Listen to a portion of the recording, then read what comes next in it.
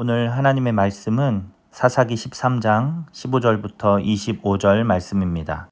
마노아가 여호와의 사자에게 말하되 구하옵나니 당신은 우리에게 머물러서 우리가 당신을 위하여 염소 새끼 하나를 준비하게 하소서 하니 여호와의 사자가 마노아에게 이르되 내가 비록 나를 머물게 하나 내가 네 음식을 먹지 아니하리라.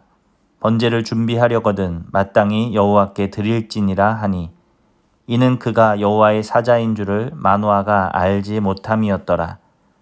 마노아가 또 여호와의 사자에게 말하되 당신의 이름이 무엇이니까 당신의 말씀이 이루어질 때에 우리가 당신을 존귀히 여기리이다 하니 여호와의 사자가 그에게 이르되 어찌하여 내 이름을 묻느냐 내 이름은 기묘자라 하니라. 이에 마노아가 염소 새끼와 소제물을 가져다가 바위 위에서 여호와께 드리매 이적이 일어난지라. 마노아와 그의 아내가 본즉 불꽃이 제단에서부터 하늘로 올라가는 동시에 여호와의 사자가 제단 불꽃에 휩싸여 올라간지라.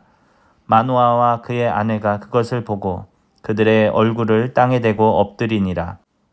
여호와의 사자가 마노아와 그의 아내에게 다시 나타나지 아니하니 마노아가 그제야 그가 여호와의 사자인 줄 알고 그의 아내에게 이르되 우리가 하나님을 보았으니 반드시 죽으리로다 하니 그의 아내가 그에게 이르되 여호와께서 우리를 죽이려 하셨더라면 우리 손에서 번제와 소제를 받지 아니하셨을 것이요 이 모든 일을 보이지 아니하셨을 것이며 이제 이런 말씀도 우리에게 이르지 아니하셨으리이다 하였더라. 그 여인이 아들을 낳음에 그의 이름을 삼손이라 하니라. 그 아이가 자라매 여호와께서 그에게 복을 주시더니 소라와 에스다올 사이 마하네단에서 여호와의 영이 그를 움직이기 시작하셨더라. 아멘. 오늘 하나님 말씀의 제목은 기묘자입니다. 여호수아가 죽은 후에 이스라엘은 영적으로 점점 암흑 상태로 빠져들어갔습니다. 이스라엘 백성들은 하나님을 잊어버리고 우상을 섬기며 하나님 앞에서 죄를 짓습니다. 하나님께서는 그런 이스라엘 백성들을 징계하시고 그래서 그들이 다시 하나님을 향해 부르짖게 하십니다. 이스라엘 백성들은 회개하고 부르짖습니다. 그때 하나님께서는 사사들을 세우시고 그들을 통해 이스라엘을 회복시켜 주시고 그래서 그들이 하나님의 백성임을 잊지 않도록 말씀해 주십니다. 그런데 문제는 무엇입니까? 이런 이스라엘의 회복이 오래가지 않는다라는 것입니다. 이스라엘 백성들은 잠시 하나님을 섬기다가 또다시 우상을 섬기면서 이러한 일들을 계속 반복하면서 점점 하나님의 품에서 멀어져 가고 있는 것입니다. 오늘 우리가 읽는 사사기 13장에 와서는 블레셋 사람들에게 이스라엘 사람들이 40년 동안 괴로움을 당하고 있는데 이제는 하나님을 향해 부르짖지도 않고 있는 이스라엘의 모습을 우리는 보게 됩니다. 점점 영적 어두움으로 빠져들어가고 있는 것입니다. 그러나 그럼에도 불구하고 우리가 소망을 잃지 않는 이유는 무엇이냐면 신실하신 하나님께서는 그런 이스라엘을 불쌍히 여기시고 그들을 향한 구원 계획을 시작하신다라는 것입니다. 이처럼 우리가 믿는 하나님은 참 좋으신 하나님이십니다. 우리가 연약하여 지쳐 쓰러져 있을 때에도 우리를 먼저 찾아오셔서 우리를 일으켜 세워주시는 하나님, 믿음 없는 우리들을 불쌍히 여기시는 하나님, 그분이 바로 우리의 하나님이십니다. 단 지파의 마노아의 가정은 아이를 갖지 못하고 있었습니다. 하나님께서는 하나님의 사자를 마노아의 아내에게 보내어서 그 가정에 아이를 주시겠다라고 약속을 하십니다. 그리고 그 아이는 평생의 나실인이 되어 이스라엘을 블레셋의 손에서 구원할 것이다 라고 말씀하십니다. 마노아는 하나님의 이 말씀을 잘 믿지 못하는 듯 보입니다. 지금까지 아이를 낳지 못하였는데 아이가 갑자기 생긴다는 것, 이것 자체가 기적 아니겠습니까?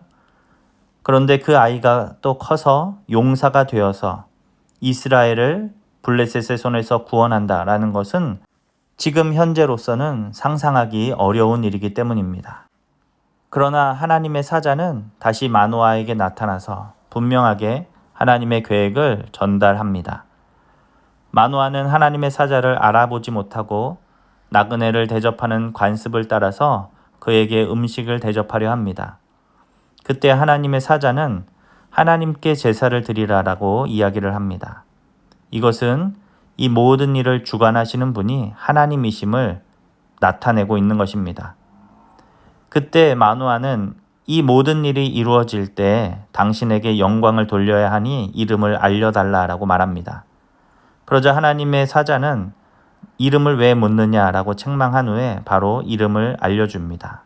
그 이름은 바로 기묘자입니다. 여기서 기묘라는 이 단어는 형용할 수 없이 놀랍다 혹은 놀라워서 이해 불가능하다라는 의미를 갖고 있습니다. 즉 하나님의 사자는 이름을 통해서도 놀라운 일을 행하시는 그 하나님을 나타내고 있는 것입니다.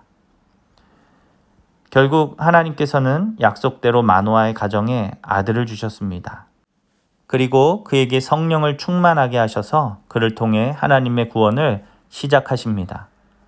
기적이 일어난 것이죠. 형용할 수 없이 놀라운 일을 하나님은 행하신 것입니다. 정말로 그 기묘함을 하나님께서 행하셨다라는 것입니다. 우리는 하나님의 백성으로 살면서도 오늘 마노아처럼 하나님의 능력과 하나님의 지혜를 잘 믿지 못할 때가 많이 있습니다. 하나님을 제한하며 내가 가진 생각 안에 하나님을 가두려 할 때가 참 많이 있다라는 것이죠. 하나님은 우리가 생각하지 못한 놀라운 일을 계획하시고 그 일을 우리에게 또 말씀해 주시는데 우리는 오늘 본문의 마노아처럼 내가 가진 그 틀 안에서 하나님을 바라보고 있을 때가 많다라는 것입니다. 하나님은 하나님의 사자를 통해서 기묘자라는 이름을 말씀해 주십니다. 놀랍고 이해할 수 없다라는 의미입니다. 하나님의 역사와 섭리는 놀랍고 이해 불가능한 것입니다. 인생을 살면서 나의 짧은 지식과 경험 안에 하나님을 두려고 하지 말고 놀라운 하나님의 계획과 섭리에 우리의 인생을 맡기는 주님의 자녀가 되시기를 축복합니다. 불가능처럼 보이는 상황 가운데에서도 구원의 역사를 이루시는 분, 그분이 하나님이십니다. 생명을 잉태하지 못하는 가정에 새 생명을 주신 하나님께서 생명을 잃은 이스라엘을 구원하여 주십니다. 우리의 삶도 마찬가지 아니겠습니까? 안 된다, 이제는 못한다, 끝났다라고 말하지 말고 하나님의 능력과 지혜를 신뢰하며 나아가는 저와 여러분 될 수 있기를 간절히 바랍니다. 하나님께서는 우리가 알지 못하는 놀랍고 신비한 방법으로 하나님의 그 놀라운 일들을 우리의 삶에 이루실 줄로 믿습니다. 기도하겠습니다. 하나님, 오늘 말씀을 통해서 우리의 경험과 생각을 뛰어넘어 일하시는 하나님을 바라보게 하시니 감사합니다.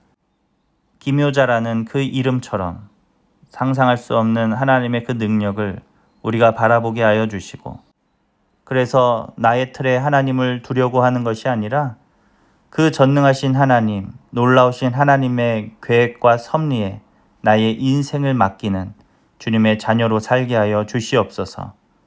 감사드리며 예수님의 이름으로 기도합니다. 아멘.